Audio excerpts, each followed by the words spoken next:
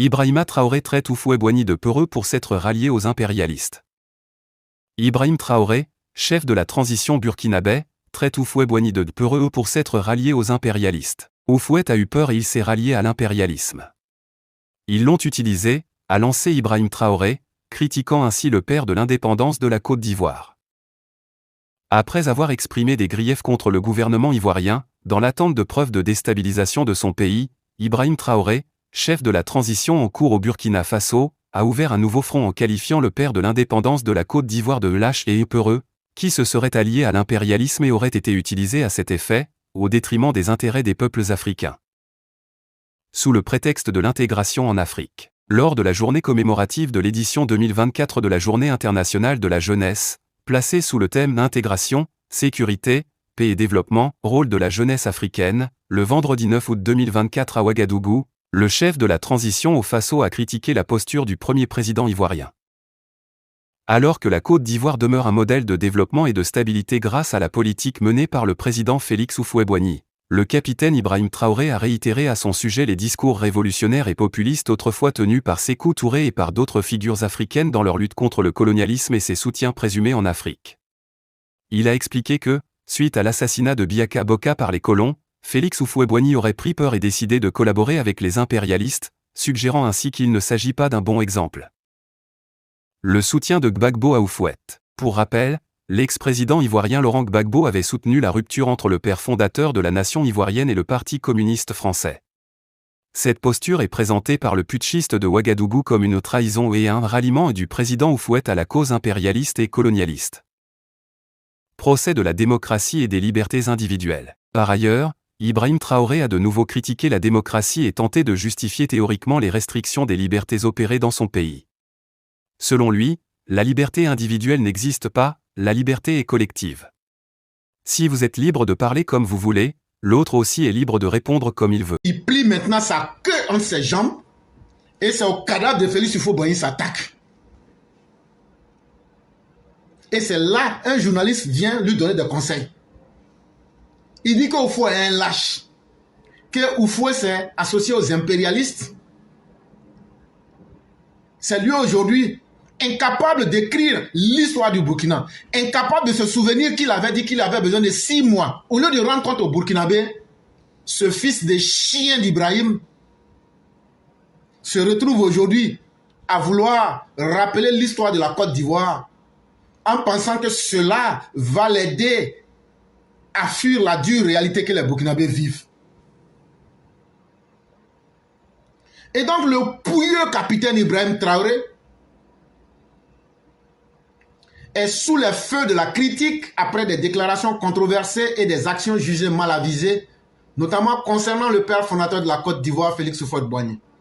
Dans ce texte, le journaliste Ben Ayoub adresse des conseils avisés aux putschistes burkinabés, soulignant la nécessité de respecter les symboles nationaux des autres nations et d'adopter une approche plus prudente. Les répercussions potentielles sur les relations régionales ainsi que la leçon historique à tirer sont au cœur de cet avertissement. Donc le journaliste Ben Ayoub dit à cet analphabète ignorant de première classe d'Ibrahim que dans un pays là, quand tu t'attaques au symbole, au père des autres là, tu mets ton père et ton pays à la vindicte populaire. À travers ce qu'Ibrahim vient de faire là, Félix Houphouët-Boigny est le fondateur de la Côte d'Ivoire postcoloniale. C'est un symbole chez nous. Et en t'attaquant au symbole des autres, en t'attaquant au père des autres, tu vas aussi permettre aussi qu'on puisse aussi désacraliser ton père. Ibrahim Traoré, le président du Faso mal inspiré. Depuis qu'il s'est découvert une âme de révolutionnaire à la tête du Burkina, le capitaine putschiste ne veut rien entendre.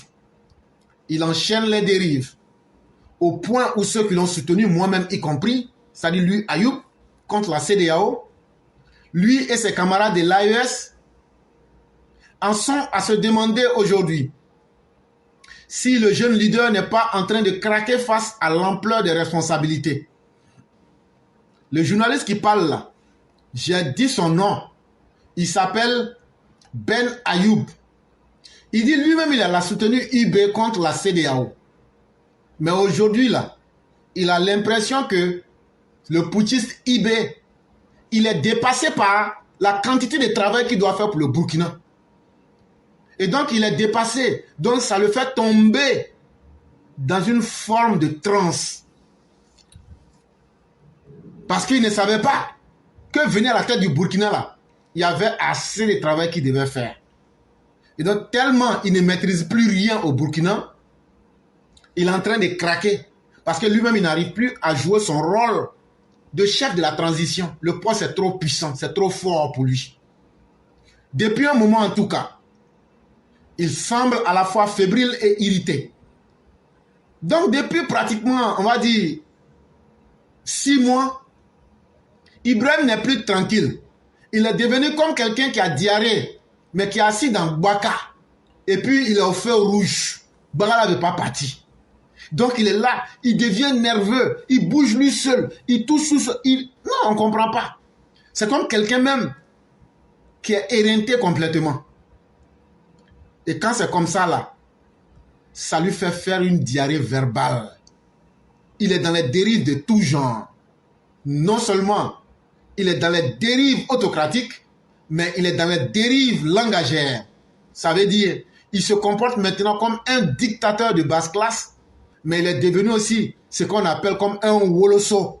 C'est-à-dire, tout sort dans sa bouche là comme ça, wa, wa, wa, wa, wa, wa, wa, wa, comme un chien qui est en train de baver.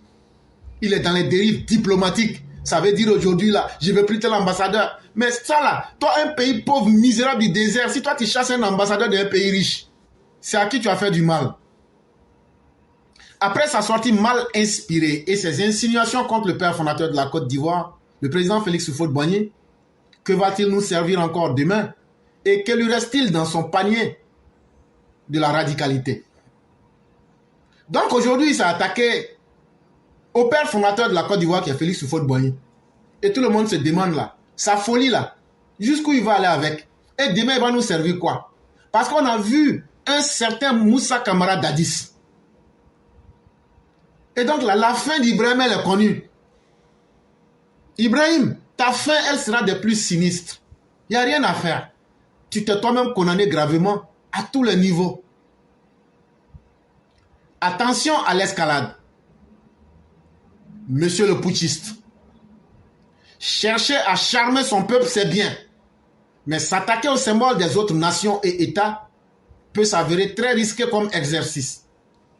La fibre patriotique existe. Vous ne le savez peut-être pas. Félix Houphouët-Boigny, c'est le symbole qui met tout le monde d'accord en Côte d'Ivoire. Un symbole, il n'a pas besoin d'être parfait. Il suffit d'être suffisamment grand pour rassembler. Et Dieu merci, nous sommes les hommes les plus contents. Parce que nous attendons maintenant le PDCI avec le soi-disant petit-fils d'Houphouët-Boigny. On va voir si le PDCI aujourd'hui sera suffisamment digne pour produire un communiqué pour condamner les injures qui ont été faites à Félix Houphouët-Boigny, qui a été traité de lâche, de traître, de vendu aux impérialistes. Moi, on ne peut pas insulter mon grand-père comme ça.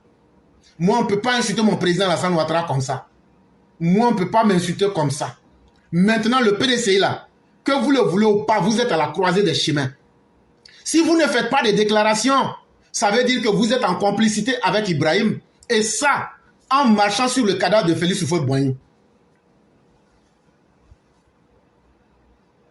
Si vous ne faites pas de déclaration et que vous vous taisez, vous auriez sacrifié Félix Houphouët-Boigny, vous aurez soumis Félix Houphouët-Boigny à la honte populaire pour faire plaisir aux Sénégalais Tidjam Thiam et aux Burkinabés. Mais si vous réagissez par contre, l'on dira donc que vous aviez été au moins digne parce que vous avez lavé le caractère de lâche qui avait été accordé à Félix Houphouët-Boigny. Le caractère de traite que ce Burkinabé est en train de coller à Félix Houphouët-Boigny, vous aurez fait acte de dignité en lavant le nom d'un symbole, d'un homme en qui tout le monde reconnaît des grandes œuvres qui ont bâti la Côte d'Ivoire moderne. Donc tout est dans votre main Et aujourd'hui, l'histoire va vous juger. Quand on vous disait de ne pas vous associer avec les malfaiteurs, que parce que tôt ou tard, au grand jour est venu l'heure des bilans, ils vont se dissocier de vous. Voilà aujourd'hui que le chien que vous aviez nourri dans l'homme, le chien chez qui vous faisiez partie des individus pour attaquer le pays là, il vient d'attaquer maintenant ton grand-père.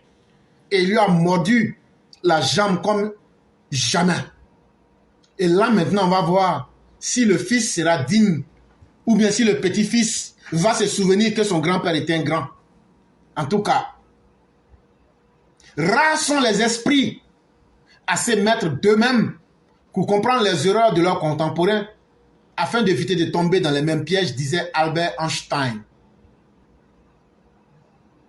Si tu n'es pas toi-même ton propre médecin, tu ne pourras pas te soigner. On ne peut pas être son propre médecin. Et c'est pourquoi, quand on fait des erreurs, il faut qu'il y ait des gens suffisamment courageux et lucides autour de nous pour nous dire fais attention. Mais à partir du moment où tu deviens un chien enragé, à partir du moment où tu deviens un être incontrôlable, comme c'est le cas d'Ibrahim à la gueule renversée, je suis tellement content que ce qui arrive aujourd'hui, on va bien voir si le PDCI va se montrer digne ou pas. Et ça sera un jugement qui va vous faire comprendre qu'aujourd'hui le PDCI là, c'est une force néfaste, une nébuleuse qui ne veut que ventrer la Côte d'Ivoire juste pour le plaisir, pour faire plaisir aux Burkinabés et pour voir les Ivoiriens en train de souffrir.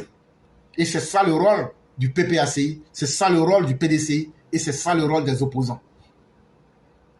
Monsieur le gueulard à la gueule renversée 7 fois.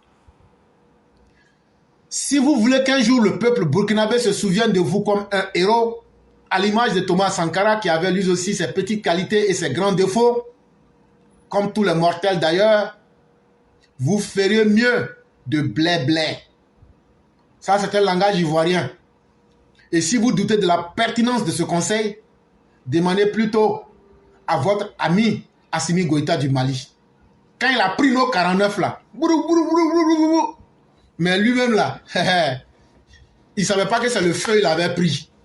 Il a déposé ça. Depuis lors, l'individu est devenu très calme. L'individu est toujours mauvais. Mais il a compris qu'on ne fait pas parler avec tout le monde. Mais toi, Ibrahim, là, toi, on va couper ta queue. Espèce de vilain individu que tu sois. Sale chien de merde que tu sois. Petit animal de compagnie de Vladimir Poutine. Tu penses être les durs, mais tu seras écrasé comme un vulgaire insecte. Assimi te dira que la défiance interétatique est un chemin sans issue. Surtout quand les peuples sont liés étroitement. Les autorités maliennes et les autorités ivoiriennes avaient fini par comprendre dans l'affaire des 49 soldats. Ça ne sert donc à rien de pousser le bouchon plus loin entre la Côte d'Ivoire et le Burkina par pur populisme et par pure incapacité à répondre aux problèmes des Burkinabés. Et donc le populisme c'est quelque chose, ça peut marcher pour un temps, mais ça n'a pas la vie longue.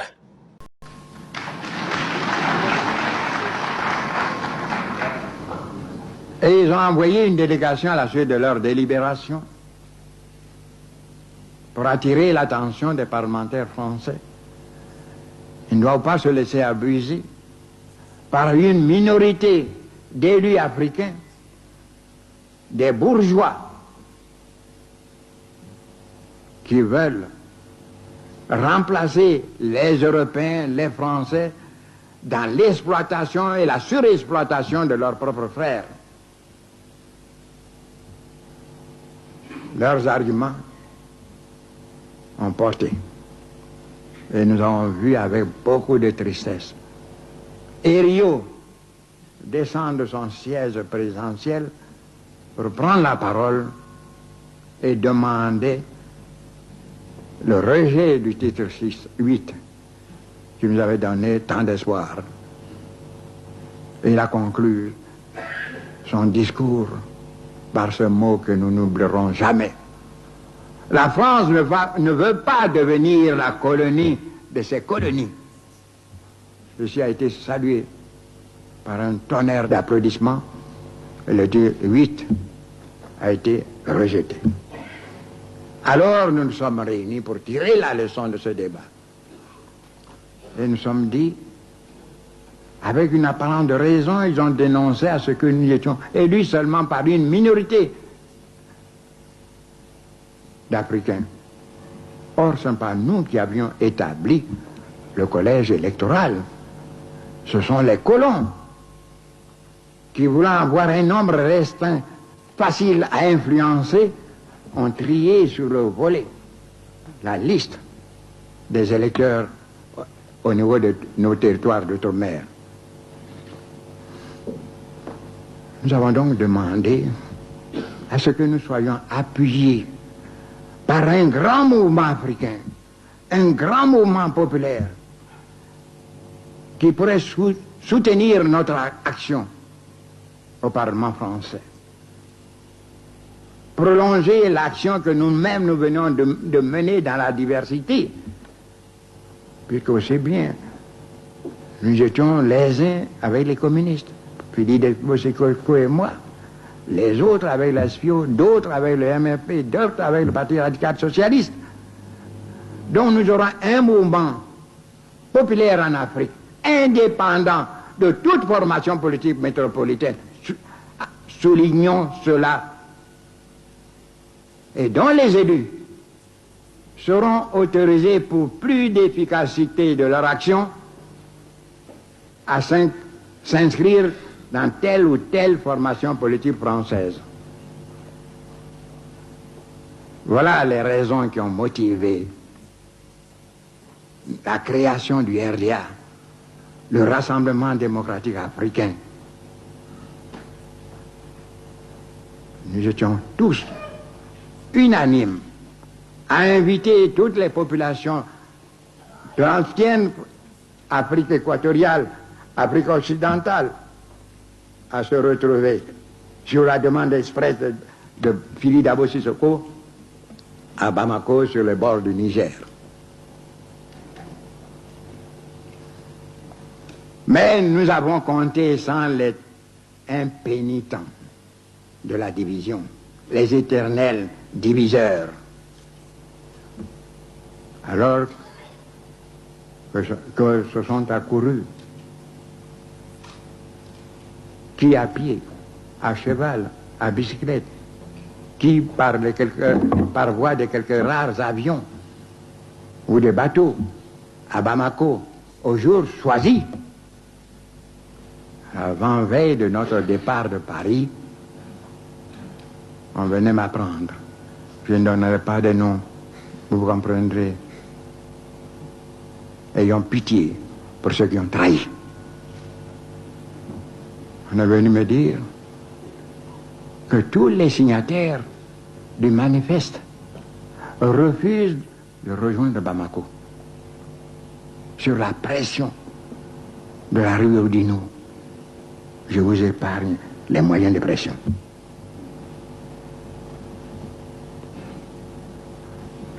Et me voici tout seul. On m'a considéré comme un homme têtu. On ne m'a pas mis au courant de l'arrangement intervenu entre eux et la rue Oudinot. Toujours est-il que je me suis trouvé seul à prendre l'avion pour Bamako. Au moment où j'allais entrer dans l'avion, mon ami et frère, Apiti, ici présent aujourd'hui, est venu.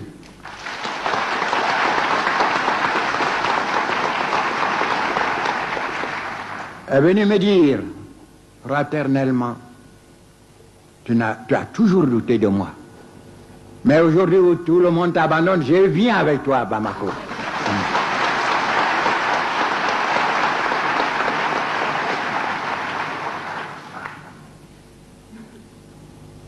C'était les premières difficultés rencontrées au niveau de Paris.